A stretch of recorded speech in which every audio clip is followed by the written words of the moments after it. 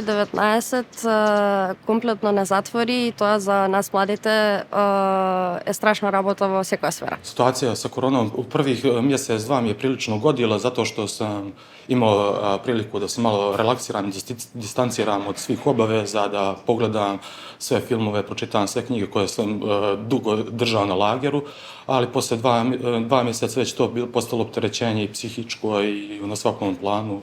I jedva sam čekao da se to završi. Me thënë të drejtën, deri diku kam ndikuar mirë, sepse kisha nevojë për pak kohë qetësi, të unë personalisht, po jeta sociale, shkolla nuk na ka dhënë shumë mundësi të përfshihemi me të tjerët dhe të na ndihmojë, domethënë.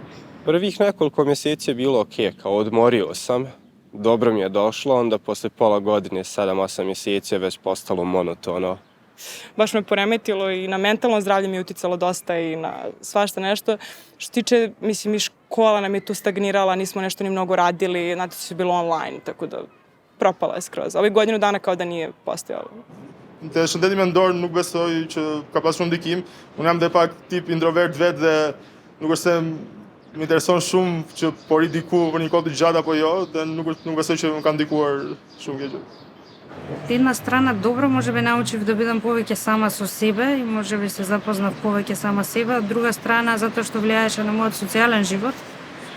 Тоа е негативна страна за моето ментално здравје. Na mene lično mislim da nije bilo toliko nekog velikog uticaja zato što ponovo dosta stvari se prebacilo na online i dobio sam prilike da što se tiče edukacija mogu da se priključim i određenim neformalnim vidovima edukacije i u drugim državama zato što je sve online, ali najviše mi je smetalo ta nemogućnost kretanja.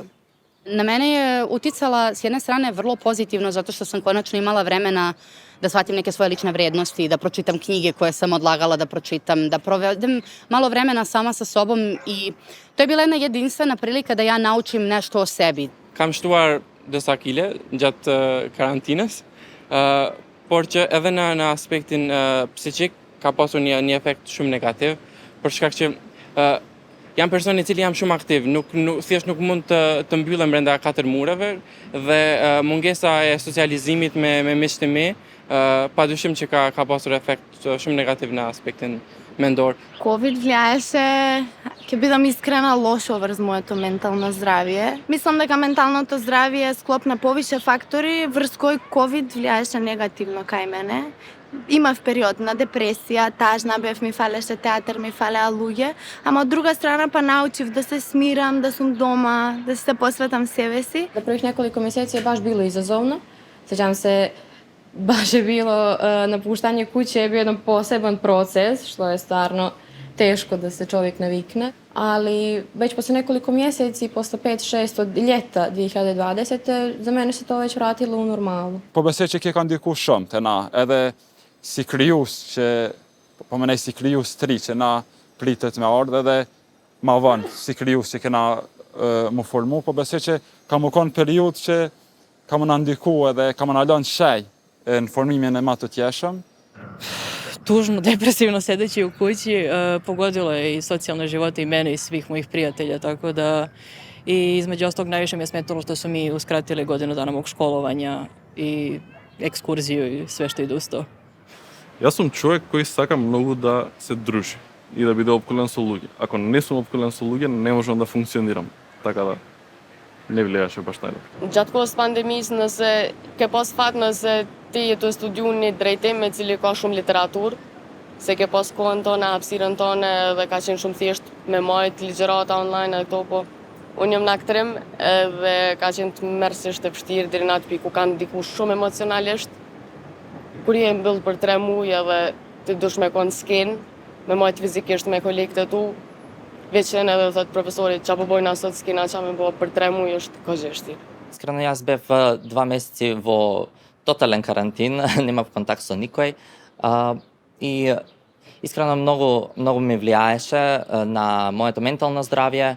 Ние сме битија кои што сме цело време треба да сме социализирани, треба да сме заедно, треба да сме у постојана комуникација, така да мислам дека mi влијаеше тешко и лошо, но го пребродив. Mentalno zdravlje se definitivno malo pogoršalo. bilo tu dosta usamljenosti, neke fear of missing out. Plašila sam se da sada neko drugi možda malo više iskustva. I pored toga, ta sama zabrinutost za to što ne znamo šta se dešava. Jednostavno, nam niko ništa nije objasnio, nismo ni znali šta se dešava. Tako da, i imala sam situaciju u porodici da mi se majka veoma imala jake simptome korone i bilo je skoro na respiratoru, tako da to je bilo baš stresan period života. Normale që rëndse, po pika që më ka goditur më shumë ka qenë mbyllja e shkollës.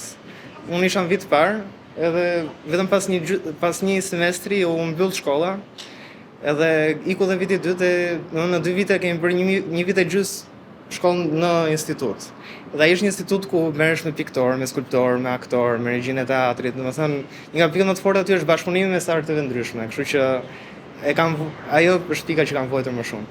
Мене лично ми влияеше окей, ако ништо друго, ми ја разви имагинацијата, поради тоа што нон-стоп читаш, слушаш, гледаш. Ме отргна од многу работи поради тоа чувство за одговорност. Не толку за мене, колку што за постарите лица околу мене. Многу пати ми дошло да излезам, да се забавам и све тоа, ама поради тоа чувство за одговорност сум решил да малку да бидам по-инхибиран.